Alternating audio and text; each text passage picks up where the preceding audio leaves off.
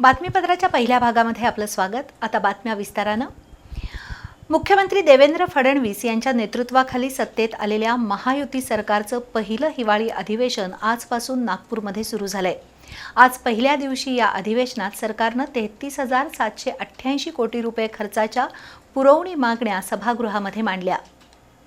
महायुती सरकारमधील सहभागी नव्या मंत्र्यांचा शपथविधी रविवारी नागपूरच्या राजभवनात पार पडला।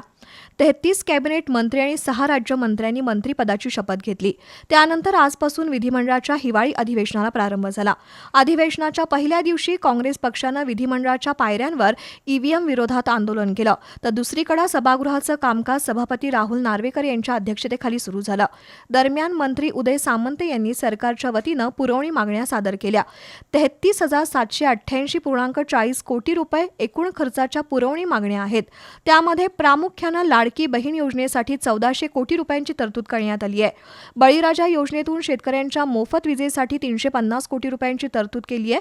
पात्र सहकारी साखर कारखान्यांच्या मार्जिन मनीसाठी 1,204 कोटी रुपये, तर सिंधुदुर्ग जिल्ह्यातील मालवण इथं छत्रपती शिवाजी महाराजांचा पुतळा उभारण्यासाठी 36 कोटी रुपयांची तरतूद करण्यात आली आहे। राज्यातील गडकोट किल्ल्यांचं पावित्र्य जपलं जावं यासाठी कठोर शिक्षेची तरतूद असणारं विधेयक मंत्री चंद्रकांतदादा पाटील यांनी मांडलं।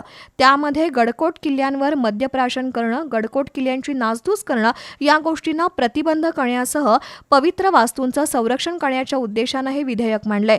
त्यामध्ये गडकोट किल्ल्यावर बेशिस्त वर्तन करणाऱ्याला 1 लाख रुपये दंड आणि 2 वर्ष शिक्षा करण्याची तरतूद या विधेयकात करण्यात आली आहे।